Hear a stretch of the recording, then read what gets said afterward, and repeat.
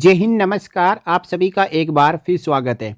अब भारतीय सेना, वायुसेना और नौसेना में डिपेंडेंट कार्ड का काम खत्म हो गया। डिपेंडेंट कार्ड की जगह मेडिकल इंटाइटलमेंट कार्ड यानी एमईसी कार्ड मिलेगा। 18 अक्टूबर 2023 को सेना मुख्यालय के डीजीएमएस आर्मी ब्रांच ने ये लेटर जारी करके सबको बता दिया है कि जो भी डिपेंडेंट कार्ड अभी चल रहे हैं वो 1 फरवरी 2024 के बाद नहीं चलेंगे। और एक स्टैंडर्ड यहाँ पे इंस्ट्रक्शंस जारी की गई है कि अब डिपेंडेंट कार्ड की जगह मेडिकल इंटाइटलमेंट कार्ड बनाना है तो किस प्रकार बनाना है, क्या फॉर्मेट रहेगा, कौन उसकी साइनिंग अथॉरिटी रहेगी, और मिलिट्री हॉस्पिटल और बेस हॉस्पिटल्स और इसके अलावा जहाँ कहीं भी जो सैनिक है उसके परिवार वाले हैं, उसके डिपेंडेंट्स हैं, ट्रीटमेंट के लिए जाएंगे तो वहाँ पे कौन कौन से डॉक्यूमेंट कैरी करना है। तो आइए इन सभी जानकारियों को हम इस वीडियो में जानेंगे। सबसे पहले यहाँ पे कहा गया है कि इंटरिम मेडिकल इंटाइटलमेंट कार्ड, जो इसके ऊपर आर्मी ऑर्डर है, उस आर्मी ऑर्डर में ज़रूरी बदलाव किए जा रहे हैं। अभी जो आर्मी ऑर्डर चल रहा है वो है 120/80। इस आर्मी ऑर्डर में फाइनल चेंजेज होने तक एक इंटरिम यहाँ पे इंस्ट्रक्शन जारी की गई है और इंटरिम मेडिकल इंटाइटलमेंट कार्ड का फॉर्मेट जारी किया गया है, जो कि सभी सैनिकों और उनके परिवार वालों और डिपेंडेंट्स के लिए बनाना है। Interim medical entitlement card for serving personnel dependents beneficiaries entitle to medical और dental treatment from service hospitals. इससे पहले आर्म्ड फोर्सेज में मेडिकल एस्टेब्लिशमेंट में ट्रीटमेंट पाने के लिए डिपेंडेंट कार्ड को ले जाना जरूरी था। अब एसेक जो कि रिव्यू करती है समय समय पर जितने भी जो दस्तूर चल रहे हैं, नियम चल रहे हैं, उसके बारे में एसेक रिव्यू करती है। तो इसने जब आर्मी हॉस्पिटल और बेस हॉस्पिटल दिल्ली कैंट में रिव्यू किया तो ऐसा पाया कि वहाँ पे इलाज करवाने वालों की संख्या बहुत है। यानी कुछ लोग गलत और फेक और फ्रॉडुलेंट डिपेंडेंट कार्ड बनाकर भी medical treatment army hospital, base hospital, इसके साथ साथ जितने मिलिट्री हॉस्पिटल्स हैं वहाँ से ले रहे हैं। और अभी जो डिपेंडेंट कार्ड बना के जिसके ज़रिए मेडिकल ट्रीटमेंट ले रहे हैं वो आर्मी ऑर्डर 74/75 के अनुसार है, जो कि पहले से ही बंद हो चुका है और ये केवल इंडियन एयरलाइंस में कंसेशन के लिए जारी किया जाता था। अब जो करंट फॉर्मेट चल रहा है वो है 120/80 के अनुसार। तो 120/80 में ही मेडिकल इंटाइटलमेंट का प्रावधान किया गया है। तो अब ये सब कार्ड बंद हो चुके हैं और 1 फरवरी 2024 के बाद इन कार्ड को कोई भी हॉस्पिटल नहीं मानेगा। और ये ना केवल आर्मी बल्कि इंडियन नेवी और इंडियन एयर फोर्स में भी लागू हो चुका है।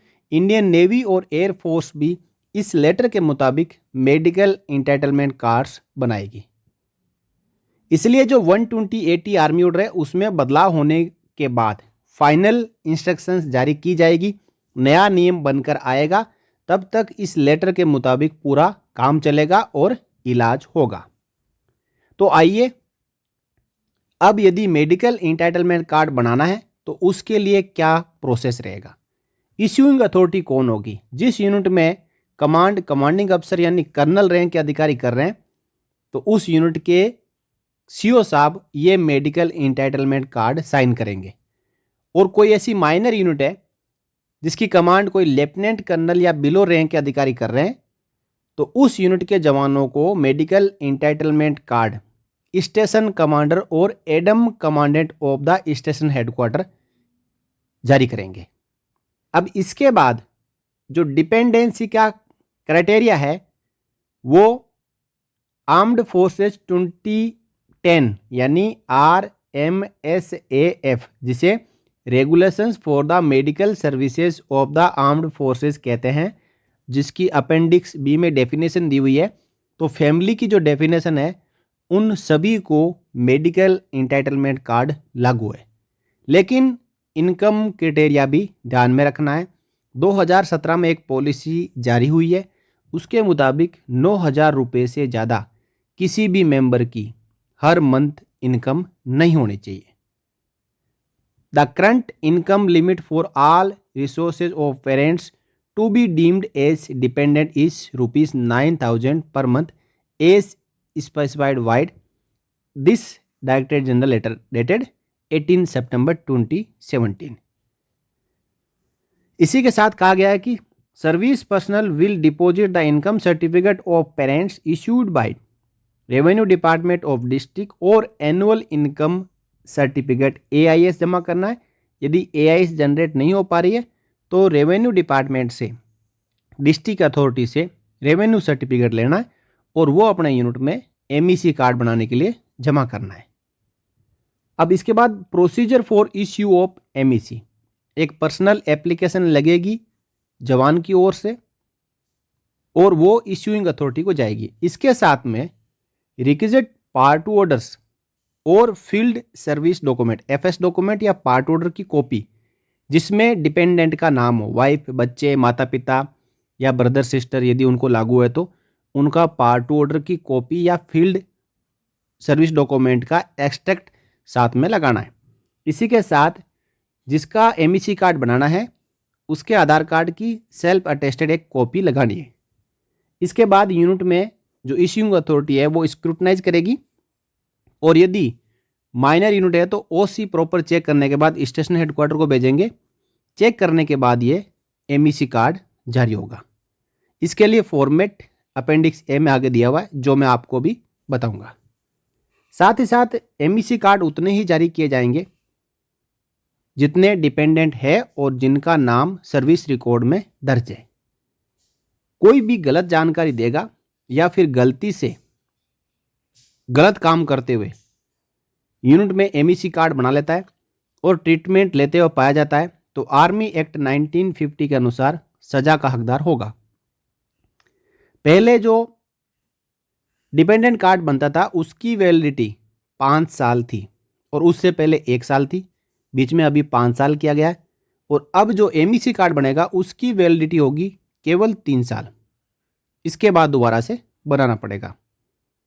आगे इसमें कुछ हेडक्वार्टर, कमांड हेडक्वार्टर के लिए इंस्ट्रक्शंस जारी की गई है कि आप अपने नीचे सभी यूनिटों को और फॉर्मेशंस, ब्रिगेड, डिविजन्स को बताइए कि 1 फरवरी 2024 के बाद जितने भी डिपेंडेंट कार्ड्स हैं वो नहीं चलेंगे और मेडिकल इंटाइटलमेंट कार्ड के जरिए ही इलाज मिल पाएगा।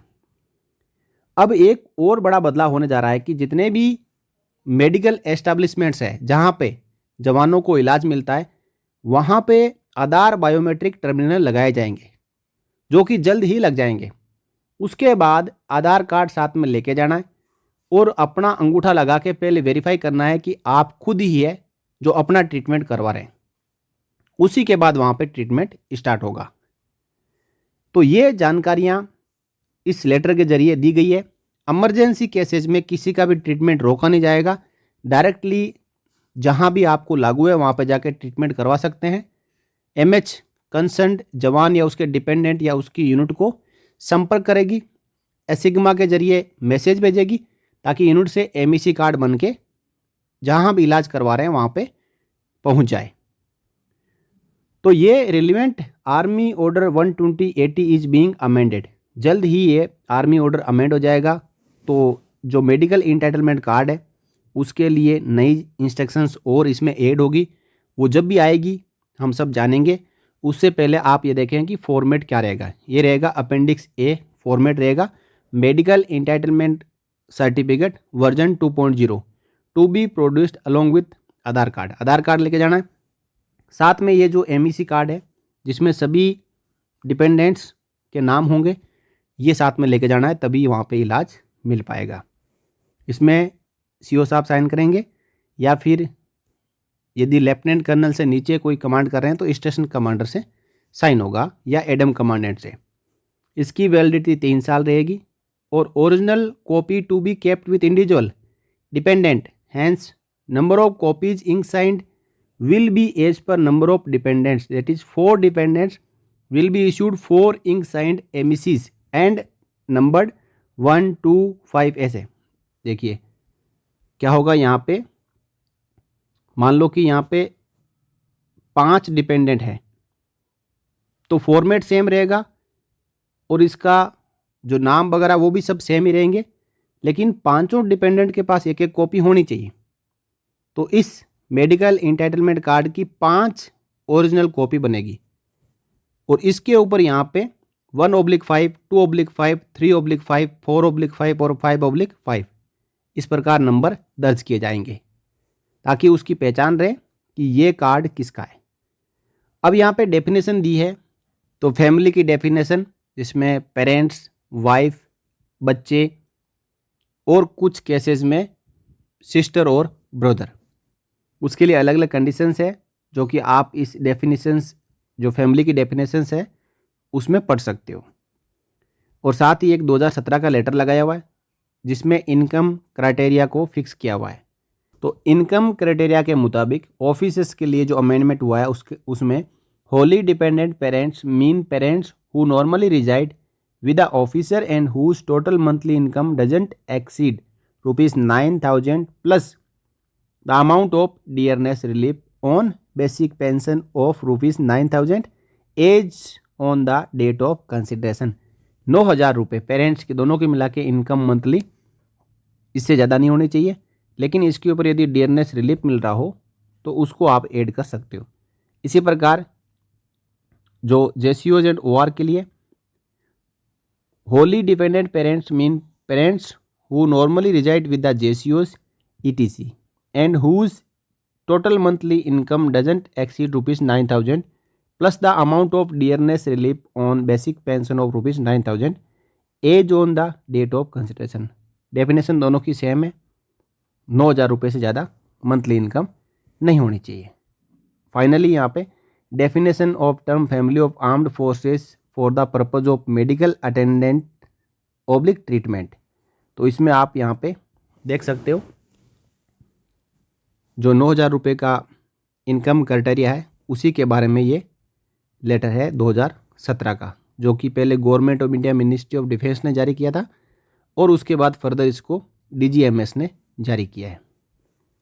तो इस प्रकार इस पूरे लेटर में जो जानकारियाँ हैं वो मैंने आपको एक एक करके इस वीडियो के जरिए समझाने की कोशिश की।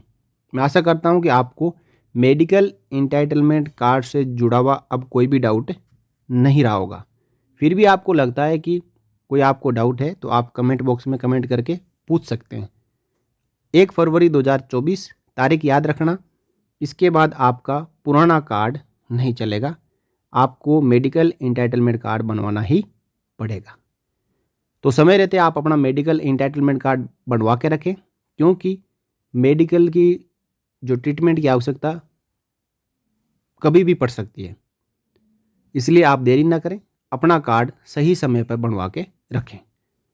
तो इस वीडियो में इतना ही, अगले वीडियो में फिर मिलेंगे एक और जानकारी के साथ। तब तक के लिए जय हिंद। ये वीडियो आपको अच्छा लगा हो तो आप वीडियो को लाइक कर सकते हैं, शेयर कर सकते हैं और चैनल पर नए हो तो आप चैनल को सब्सक्राइब कर सकते हैं। जय हिंद साथियों। For more updates, subscribe to our channel and enjoy watching the videos.